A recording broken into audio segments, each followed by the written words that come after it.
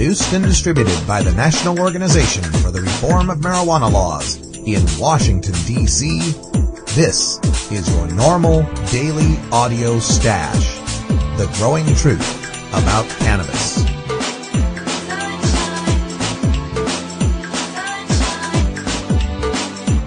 Welcome to the most popular podcast regarding marijuana in all of America and all the world, featuring interviews with scientists, politicians, doctors, prohibition policy activists, regular cannabis consumers, musicians, artists, and NORML staff and NORML's board of directors, along with music and comedy no other podcast can offer. You can always find out more about the show at our website, stash.norml.org, and continue the education and conversation on our blog as well. We're ending marijuana prohibition with education, one listener at a time. The podcasting and blogging technology for the NORML Daily Audio Stash is provided by Red Aphid Interactive Media. Visit www.redaphid.com. It's Friday, April 25th, and it's 4:20 somewhere in the world. I'm your host, Radical Russ Belville, and this is your NORML Daily Audio Stash. Friday is Cannabis Community Day on the Stash, and coming up after the news, we're speaking with our regular guest, Steve Bloom, the webmaster at celebstoner.com. Steve was out on the road this week in Colorado, autographing copies of his latest book, Pot Culture, the A to Z Guide to Stoner Language and Life. We'll get his report on the nation's largest 420 smoke-in at the University of Colorado at Boulder. Next, Cannabis Carry brings us a group called Super Suckers for our musical break today. This Seattle band, by way of Tucson, sings a song called Can Pipe, something we've all constructed in those desperate days when pipes and papers aren't available. We wrap things up today with some more cannabis comedy from the new movie Totally Baked. The sketch is a typical cable news talking head show where our sincere marijuana law reformer is attacked on all sides by the host and guests. You can get your copy of the DVD at totallybakedmovie.com. 10% of the proceeds benefit NORML, and you can get a 25% discount by entering HIGH as the promo code online. Finally, don't forget that every Saturday we're now posting the NORML Weekend Music Stash, where you can get all of the last 10 songs from our daily musical breaks in one podcast, suitable for your weekend party pleasure. If you have a band that you would like to be featured on our podcast, please send us an email at stash@norml.org.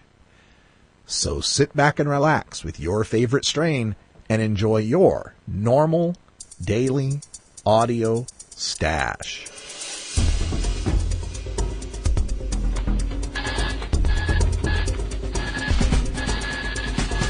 Now it's time to take a look at the latest stories about marijuana from news organizations across America and around the world in our NORML Daily Audio Stash, Hemp Headlines.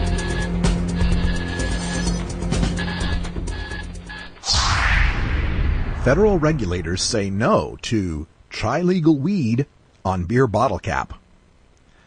Vaughn Dillman thought the wording on his bottle caps was just a clever play on the name of the Northern California town where he brews his beer, Weed, California. Federal alcohol regulators thought differently. They have ordered Dillman to stop selling beer bottles with caps that say, quote, try legal weed, end quote. While reviewing the proposed label for Dillman's latest beer, Lemurian Lager, the Alcohol and Tobacco Tax and Trade Bureau said the message on the caps he has been using for his 5 current beers amounts to a drug reference. In a letter explaining its decision, the agency, which regulates the brewing industry, said the wording could, quote, mislead consumers about the characteristics of the alcoholic beverage, end quote. Now, who among us who have driven that long stretch of I-5 haven't stopped for a picture in Weed, California? In fact, I have a relative who was busted for weed in Weed. It's apparently not a good place to stop and light up a joint. For some reason, the police are very watchful for that sort of thing in Weed. Who could have predicted it? You know, I'm curious about the way we consumers might be misled about the characteristics of alcohol. It says, try legal weed? Do you mean that drinking this will make me more creative, relaxed, happy, and insightful, instead of a sloppy, smelly, sweaty, pukey drunk? If I drink too much of it, will I binge on Cheetos and suddenly like jam bands?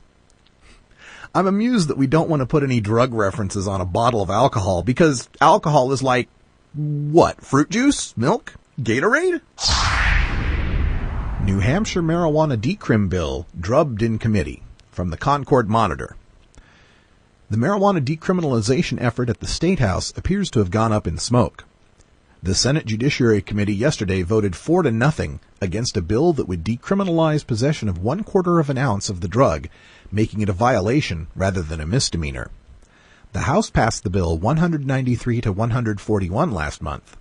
Governor John Lynch immediately issued a rare veto threat, and Senate leaders announced their opposition to it. In the House, sponsors focused their arguments on the fact that college students convicted of drug offenses can lose access to federal education assistance, a consequence they argued was too harsh. Yesterday, Senator Deborah Reynolds said New Hampshire is the wrong place to fix that. Reynolds said, quote, "It seems to me that maybe we need to be going to our congressional delegation," end quote. Meanwhile, she said this bill would send the wrong message, quote, "Smoke a little pot, it's not a big deal," end quote.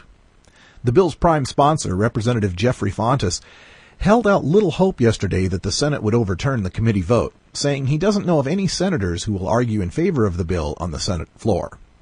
"No senator has told me they're willing to do that," said Fontes, a 21-year-old Nashua Democrat. 1/4 of an ounce equates to about 8 joints.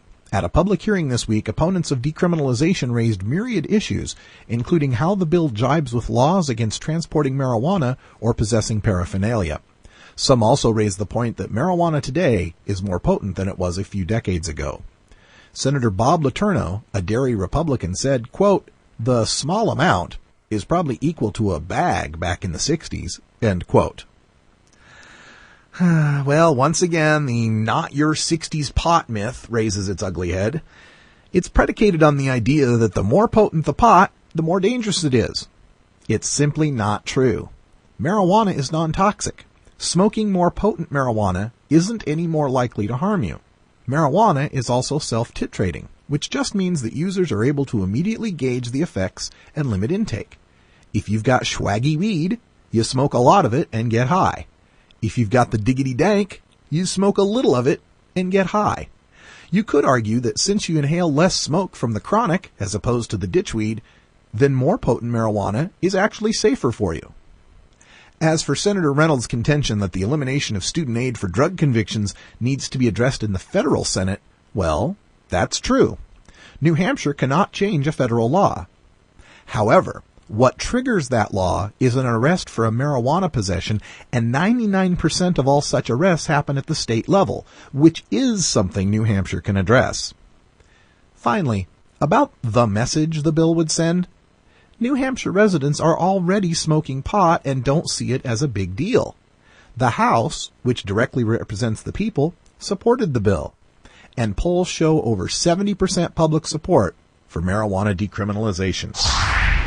Redondo Beach, California, permanently bans medical marijuana dispensaries. From the Beach Reporter. A unanimous decision by the Planning Commission to officially ban medical marijuana dispensaries in Redondo Beach will next be recommended for the City Council's consideration. The Planning Commission held a public hearing in nearly empty chambers April 17, and with 0 members of the public offering input, made quick work of staff's recommendation to transform a 2-year moratorium on the establishment of medical marijuana dispensaries within the city to a permanent prohibition via an amended zoning code. Planning Director Randy Burler said, quote, "This is an issue all South Bay cities have been dealing with.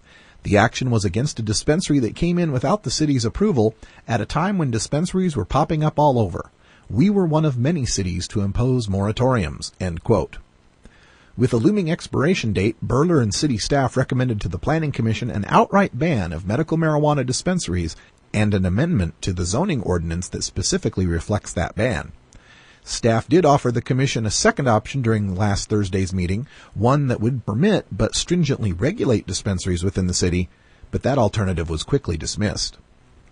In a 100-plus page staff report, Burler cited many articles and studies that indicated that where medical marijuana dispensaries were established, the quality of public health, safety, and welfare have been compromised. Burler said Friday, quote, "There were communities that allowed the dispensaries and were sympathetic to their users, but there were unintended, unforeseen consequences," end quote, mentioning, for an example, the increase of crime and outright public use of marijuana within close proximity to the dispensary. Burler also explained that her prohibition of medical marijuana dispensaries in Redondo was the most legally defensible position for the city to take, an opinion shared by City Attorney Mike Webb. Webb said, quote, "It's a difficult situation for a city to be in when you are stuck between federal law and state law," end quote. Well, this is one of those stories that highlights the need for you to get involved in changing our marijuana laws. There were 0 members of the public who showed up to testify in favor of a South Bay Area dispensary. When we don't show up, the prohibitionists always win. We can do something to help fight this at the federal level. Call your Congress at 202-224-3121 and tell them to support Ron Paul's H.R. 5842, the Medical Marijuana Patients Protection Bill.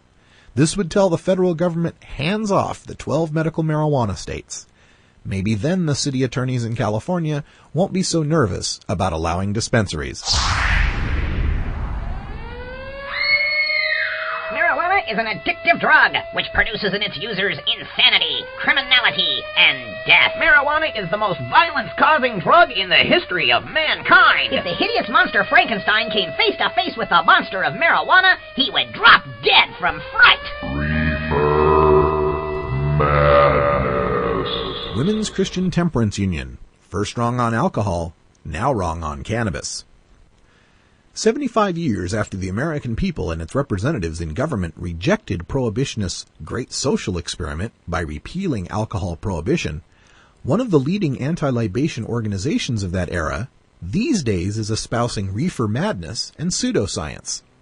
According to the Women's Christian Temperance Union, quote, "Perhaps the greatest tragedy in the use of marijuana is the fact that the harm is so subtle that it is not realized by the user until severe damage has taken place," end quote. Well, that's quite interesting. Harm that is so subtle you don't notice it. Well then, what kind of real harm is it?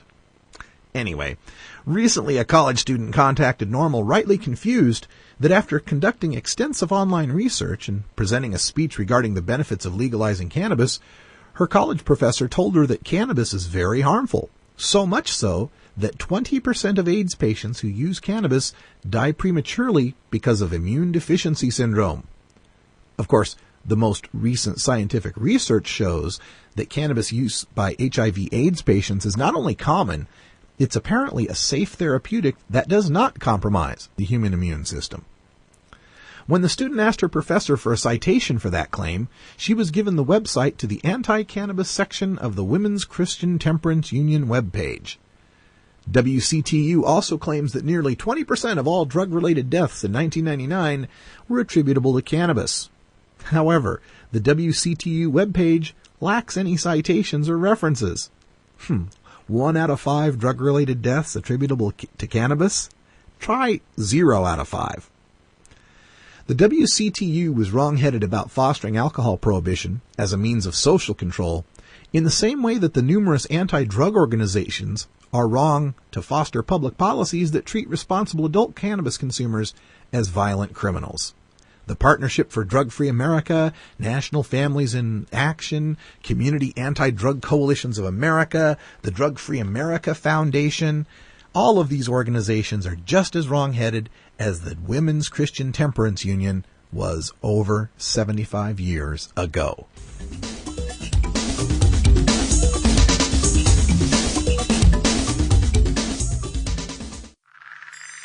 Hello, I'm Paul Stanford from the Hemp and Cannabis Foundation, or THCF. Medical marijuana is legal in 12 states today, and THCF has medical clinics in 6 of those states. Our physicians help qualified patients obtain an authorization for medical marijuana in their state. Patients are eligible for medical marijuana with a history of either severe chronic pain and or nausea, cancer, AIDS or HIV, hepatitis, glaucoma, seizure disorders like epilepsy, chronic muscle spasms as in multiple sclerosis or asthma, neurodegenerative diseases such as Alzheimer's, and gastrointestinal disorders like IBS or Crohn's disease. If you or someone you know has one of these conditions, our doctors will help them obtain a permit for medical marijuana. THCF Medical Clinics has offices in Washington State, Oregon, Colorado, Nevada, Hawaii, and California. Call 1-800-723-0188 or go to the web at www.hemp.org or 1-800-723-0188. We've made it to the weekend once again, and with the weekend comes our Friday Cannabis Community Day, featuring our guest from celebstoner.com, Steve Bloom. Steve, welcome back to the Stash. Hey, Russ, how are you? I'm doing good, but I suppose you're doing even better. You just got back from the biggest pro-pot 420 gathering in America, I understand. Most likely. There were two really big events last Sunday on 420, a Boulder event in Colorado and the Santa Cruz event in California. I was at the Boulder event, so I could speak from firsthand experience that the 10,000 crowd was accurate. It could have been bigger. The crowd in Santa Cruz looked pretty equal in size, but maybe a little smaller. What was interesting about Santa Cruz is that the school authorities tried to prevent the event from happening. They didn't really shut it down, but they were threatening all kinds of security measures to keep people off of campus. And they have their event kind of on a meadow that's a beautiful campus that leads to the ocean, and so it doesn't really look like you're on campus. It's kind of tucked away. In Boulder, it was right on campus. It was right in a quad, the Norland quad that faces the Norland Library. So it's set up like a quad, kind of a squared out area with two big sections, and both sections were just completely filled up. I was in town to promote my book, Pot Culture. The Chiba Hut company sponsored my trip, and I spent the afternoon at the Chiba Hut shop. And at 4 o'clock, they closed the store. Yeah. And so between 4 and 5, the store was closed, and they walked on down the tunnel onto campus. They brought all these Frisbees and were flinging them out into the crowd the whole time. We walk onto the quad, and the quad is just jammed. And I've been to a lot of marijuana events, so I'm pretty good at judging size of crowds, and immediately in my mind it was like 10,000, and that was confirmed later by an official, and then it was in the newspapers as well, so I could see, a huge crowd. And basically, as everybody knows, as the time approaches the 420, people start lighting up more and more. I think people were there throughout the day, but the crowd swelled to its biggest size, by 420. And with the Frisbees flying around and beach balls bouncing around, and, the smoke started rising above the crowd. And if people remember from last year, there was a famous photograph that went around from the Boulder 420 with a rising cloud of smoke above the crowd. Same thing this year, just probably bigger. Well, in the past, haven't the officials in Boulder tried to shut down this rally? What happened in Boulder is interesting. For the last couple of years, how this event has evolved. 2 years ago, the police actually took photos of people at the event and then attempted to get students to identify those who were smoking by giving them rewards. And that became a huge controversy. Yeah, it's like the college version of the paid informants that we use in our judicial system. Last year, they, of course, didn't do that again because it was a dumb idea. And they had a small, turnout, say 2,000-3,000 people. This year, the turnout tripled, at least in size. And, some people were wondering why that might have been. And, obviously the whole 420 phenomenon has been growing. But I do think it had a lot to do with the beautiful weather, and it was a Sunday. It didn't compete with classes. People could just take off, during the day, Saturday or Sunday, and, and have a big, event. And so what I really liked about this event, besides the numbers of people and the well-behaved crowd, and of course all the great smoke going on everywhere, was that it was a very quick event. It was in and out. At least it was for us, and for a lot of people who came, there at, say, 4 o'clock, quarter to 4, 3:30, and then by 4:30, quarter to 5, 5 o'clock, people started to leave, and they didn't stick around very long. It was very democratic, in my view, in terms of there being kind of a leaderless event. There was no stage, there was no speakers, there were no bands, not the standard event that you would normally have at Seattle or the Boston Freedom Rally or a lot of other, marijuana rallies that have taken place over the years. It was quite a bit different in that respect, that, it was a very quick event. It was, people were there for their purpose for the particular time, and then they left. And the police didn't bother anybody. There were just very few on hand. There was kind of a funny quote from one of the police authorities in Boulder, basically saying, "Hey, listen, we were outnumbered 700-800 to 1. There wasn't much we could do about it. They had 10 or 15 people maybe pledged for this day." Well, it doesn't sound like anyone got out of hand or there was any arrests or any problems with violence. I guess maybe health problems would be a concern. I saw a emergency vehicle there taking care of somebody who had fallen, and basically that was really the only concern of the day, was just to make sure that everybody's healthy. I was so impressed and so proud of what they accomplished, at Boulder and in Santa Cruz and all over the country. Well, yes, this is going on all over North America. We got reports of the 420 March up in Niagara Falls, Canada, on Highway 420 at that. So, yeah, it's kind of a phenomenon, isn't it? It's a different type of marijuana event, the 420 event, and I think it's something to study. It's a really good model. I love going to a marijuana event where I can walk through the crowd and go to the vendors. I can listen to speeches, I can hear great bands, but this was sort of the opposite of that. You didn't really have time for any of that. It really was a single-purpose event. Come there, smoke at once together at 420, on 420, united with people all over the country, all over the world, and it really succeeded. It was just a terrific event. Well, I think this is one of the biggest political events we can actually have, is to be open out there in public, where the rest of us, every one of us, we have to hide so much because of prohibition. We're always hiding in the basement or hiding in the garage, that when you see 10,000 people in a field, all that are just like you, it empowers, I think. I think so, and also, there's arguments within the marijuana community that, to question whether these events are good or bad. I tend to generally disagree with that. I mean, yes, it's a concern when the crowd is a little underage, and we've seen that at a lot of marijuana rallies. I look at that as, well, here are the future legalizers. They're interested in the subject, and I just think it's a great show of support, and it's strength in numbers. You put all those people out in one place, somebody's got to be paying attention. And I think, with the marijuana march coming, on May 3rd, it's almost like bookending, the marijuana, cause right now has these two events now in the spring that really get people excited, and we'll see where things go. Speaking of the attention that's being paid to the 420 community, today is the opening day of Harold and Kumar. Is that right? Yes, it is. Yeah, there's a lot of excitement about the sequel to Harold and Kumar, Go to White Castle. This new one is named Harold and Kumar Escape from Guantanamo Bay. Well, excellent. This is just one of many of the 420-related movies that are out. I mean, Super High Me is out, and Totally Baked. I just got my copy of that, and it was an excellent movie. Super High Me is very exciting, the movie with Doug Benson, and they did something unique with Super High Me. They, made the DVD available to everybody out there. Anybody who wants to have a Super High Me party on 420 or probably, any other date, they're welcoming people they're giving away free DVDs through their website, and they're inviting people to have Super High Me parties, which is a great way to sort of, get the movie, going, and it's only playing in 4 or 5 theaters around the country at this point, and going into DVD release, I think, in June. There are a few more movies coming down the pike this year. There's a movie called Pineapple Express.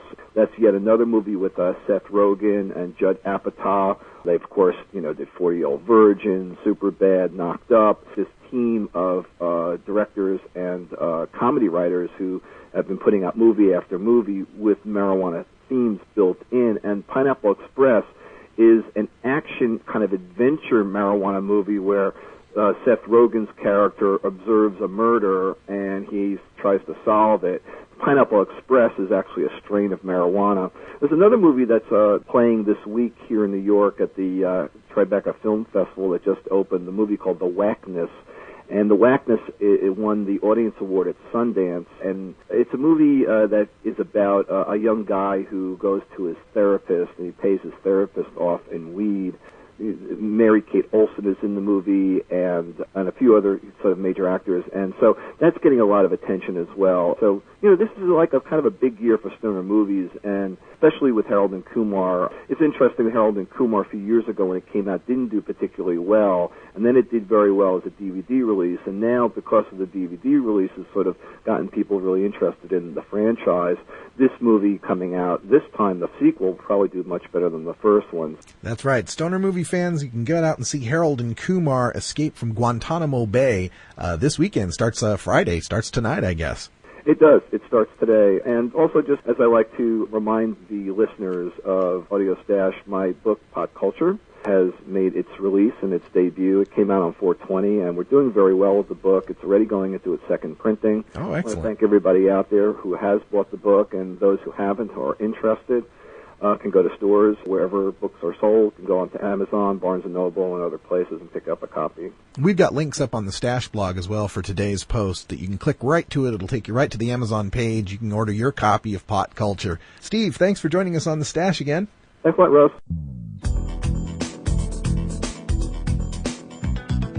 Hi, this is Alan St. Pierre, Executive Director of NORML. We are the oldest, largest, and best-known marijuana law reform organization in America, and it's all because of your support.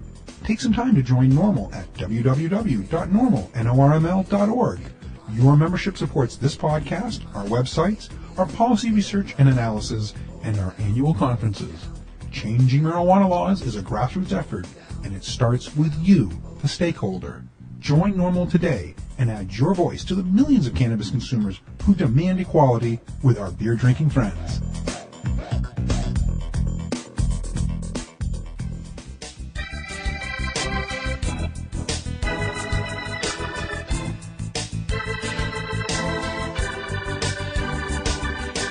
Here at the NORML Daily Audio Stash, we work hard to change our nation's marijuana laws through education and discussion. But we also take the time to relax and unwind with an eclectic mix of pod-safe music from many independent artists. We look for music that speaks to the growing truth about cannabis, or music that speaks to broader themes of freedom, liberty, social justice, equality, and protest. To find out more about the artists and download the music you hear on this podcast, just log on to stash.norml.org. And if you'd like to get your music heard by the online cannabis community, just send us an email at stash@norml.org.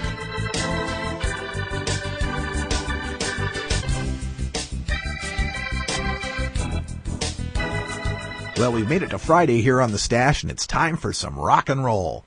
Today we get just that with Super Suckers and their song, Can Pipe. If you're going to rock, then rock ferociously. Growing up in Tucson, Arizona, the Super Sucker boys went to grade school together and graduated from the same high school. They formed the band in 1988, and after firmly proving themselves to be the best band in town, they decided it was time to get out of Tucson. They tossed a coin, with heads being New Orleans and tails being Seattle. Tails it was, so now they rock on with the Northwest as their base camp and the world as their playground. Super Sucker is made up of frontman and bass player Eddie Spaghetti, Dan Thunder Bolton, and Rontrose Heathman on guitars, and their most recent addition, Scott Chirilla on drums. You may know Scott as the drummer for Reverend Horton Heat for over a decade. This tune not only rocks like a thunderstorm, it makes me nostalgic about the days before there were any head shops in my town. Fall in love with the Super Suckers on their website, supersuckers.com. You can get more information on the band at our website, stash.norml.org, where you'll also find a download for this MP3. It's Super Suckers with Can Pipe. Take a hit of the can pipe, honey, baby. Take a hit of the can pipe, man. Take a hit of the can pipe, I'll make it from an aluminum can. Take a hit of the can pipe, presidency, cause I make it for free. The safety pin on my shoelace, just in case I run into a friend in need. Take a hit of the can pipe, honey, baby. Take a hit of the can pipe, man. Take a hit of the can pipe, I'll make it from an aluminum can. Come on, the can, out of can pipe, man. When you're making a can pipe, it doesn't matter what kind. Root beer, regular, cherry cola, orange, and lemon and lime. Come on, the can pipe, motherfucker. Come on, the can pipe, girl. How to make the can pipe is good to know it. You're about to travel the world. Come on, the can, out of can pipe, man.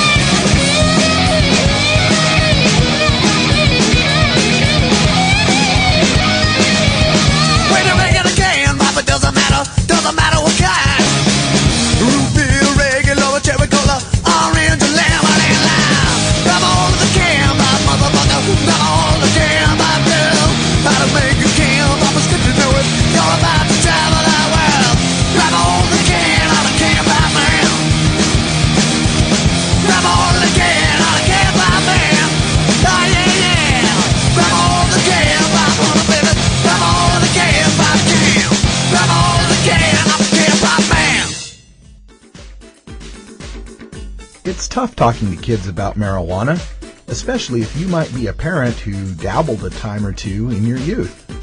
So to help you out, get your copy of Dr. Mitch Earlywine's latest book, A Parent's Guide to Marijuana.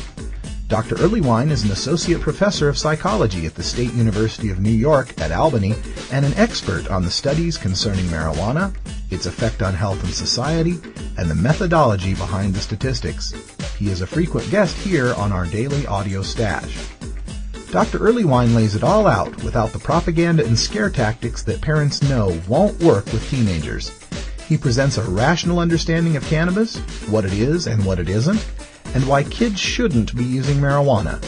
You can order today through Amazon.com or check our links at our blog, stash.normal.org.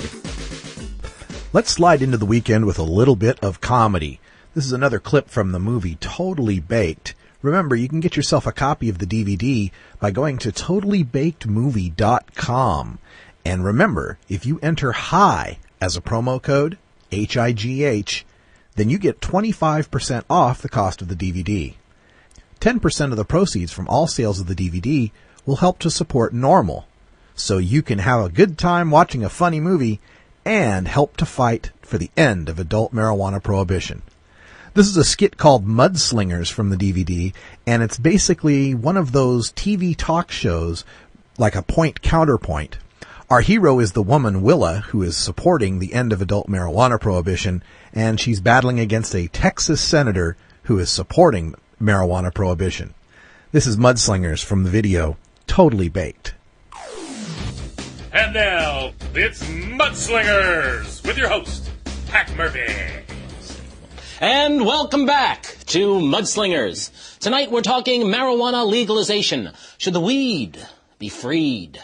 We're joined by Professor Emeritus from Harvard, Dr. Willa Peterson, a leading marijuana rights advocate, and Reverend Elmer Finkel, the Republican senator from Texas and sponsor of the Milk for Cute Babies and Kittens Act, which is now being debated on the Senate floor.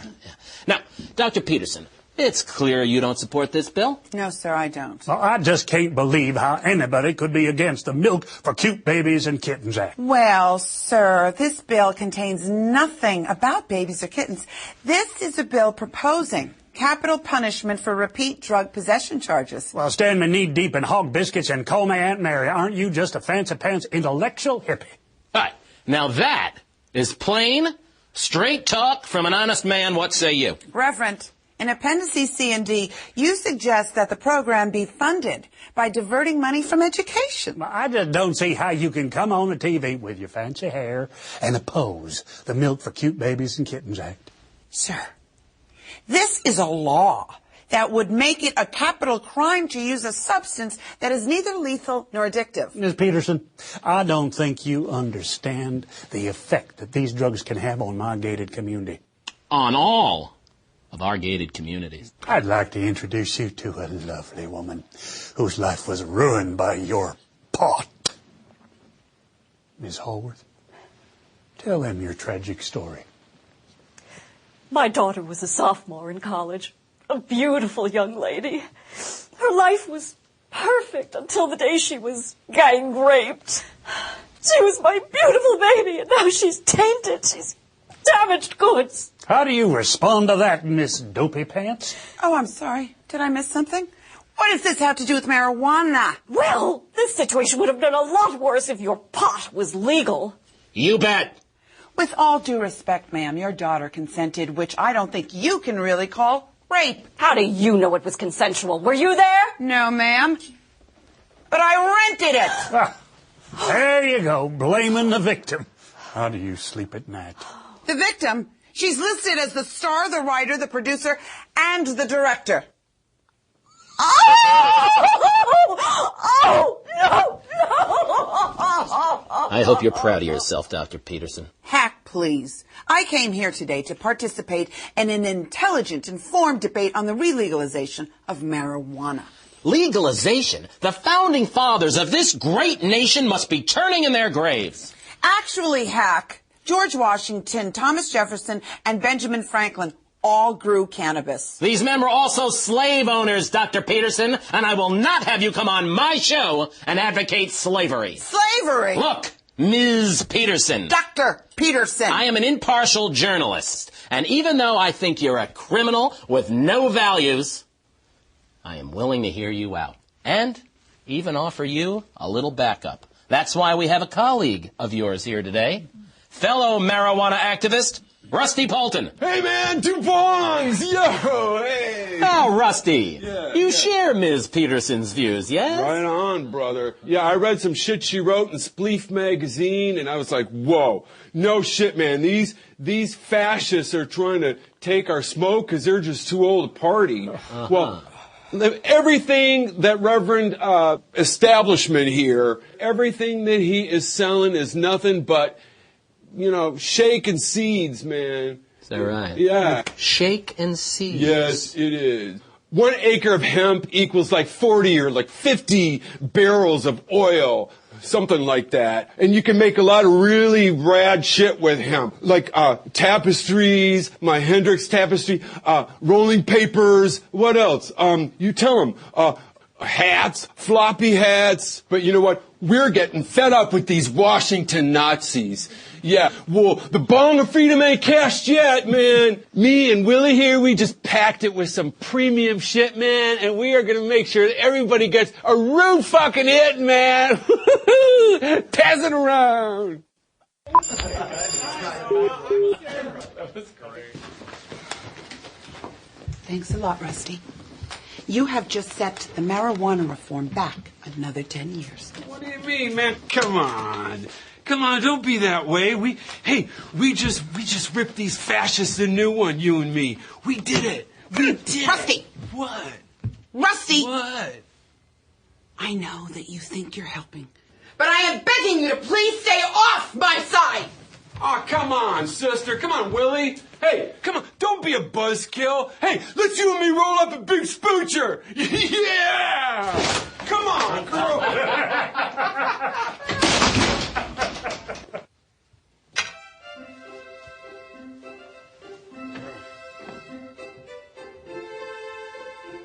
Really excellent work again, Russell.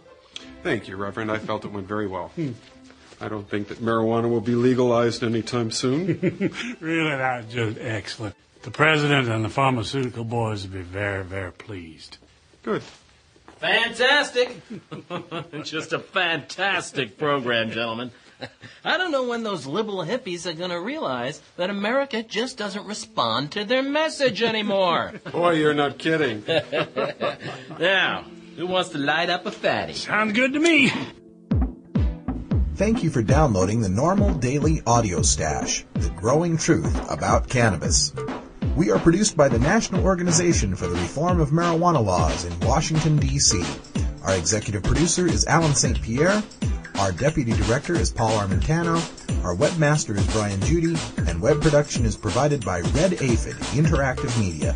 As always, you can catch up on the latest information about marijuana at www.norml.org. And you can interact and download from our Audio Stash blog at stash.norml.org.